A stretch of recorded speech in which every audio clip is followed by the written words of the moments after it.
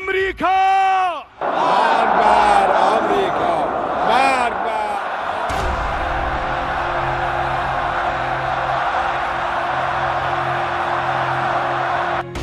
अस्सलामु अलैकुम व रहमतुल्लाह।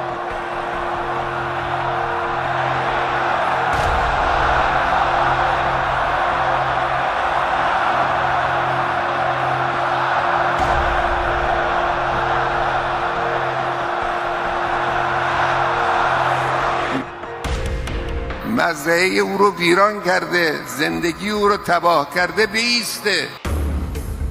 क्या इजराइल बनाम अरब वर्ल्ड युद्ध शुरू हो चुका है?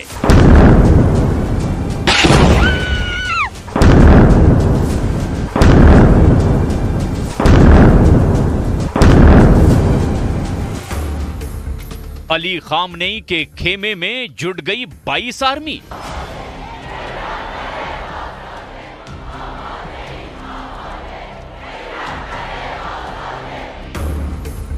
अब अमेरिका तक पहुंचेगी युद्ध की चिंगारी।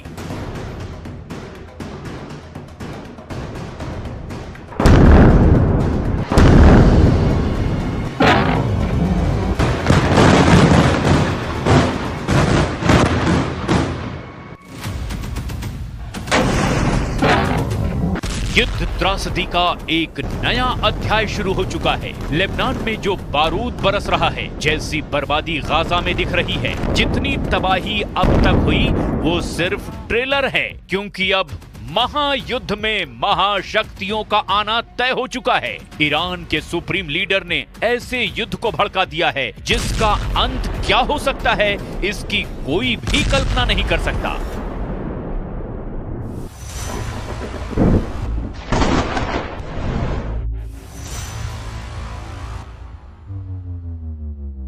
ईरान के सुप्रीम लीडर ने इजराइल के खिलाफ खुद हथियार उठा लिया है। राइफल दिखाकर खामनेई ने नेतन्याहू को धमकी दी है कि इजराइल धरती के नक्शे से गायब हो जाएगा। सुप्रीम लीडर के बारूदी भाषण के बीच तेहरान में इजराइल की बर्बादी की कस्में खाई गई हैं। नसरल्लाह और इस्माइल हानिया की तस्वीरों की प्रदर्शनी लगाकर ईरान ने इजराइल से आर पार की जंग का ऐलान कर दिया है।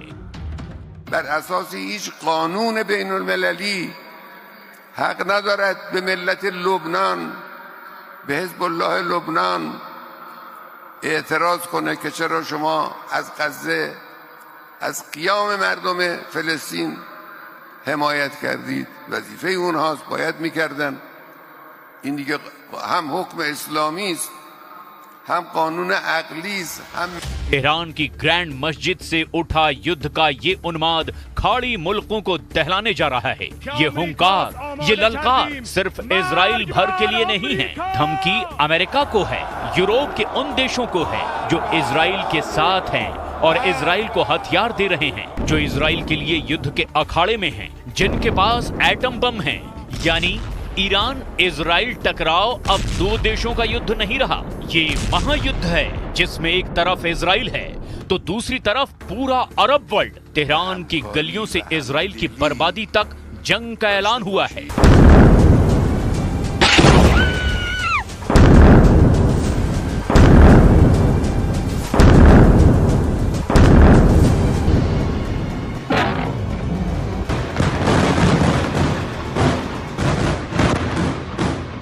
ईरान के सुप्रीम लीडर खामनेई ने खुल्लम खुल्ला बता दिया है कि इजराइल का वजूद मिटाने तक युद्ध होगा, जिसमें सभी अरब देश ईरान के साथ होंगे।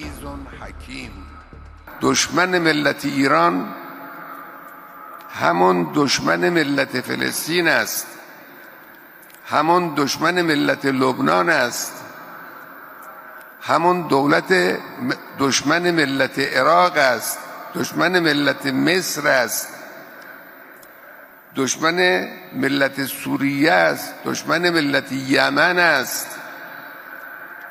دشمن یکی است، شیوه های دشمن در کشورهای مختلف است.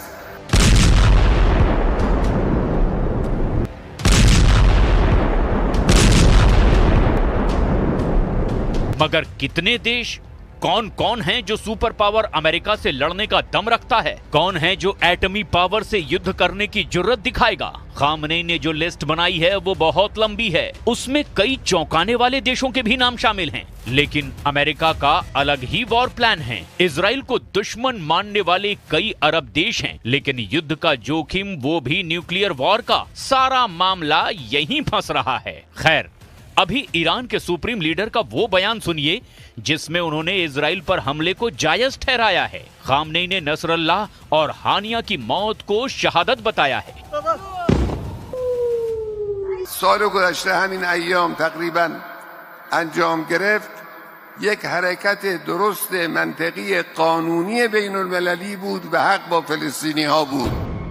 अरब लीग में 22 देश गिने जाते हैं, जिनमें से कई सोमालिया, सूडान और जिबूती जैसे हैं, जिनके खुद के घर जल रहे हैं। ऐसे ही खामनेई के बुलावे पर अफगानिस्तान और यमन जैसे तबाह हो चुके मुल्क लड़ाई में शामिल होंगे, कहना मुश्किल है।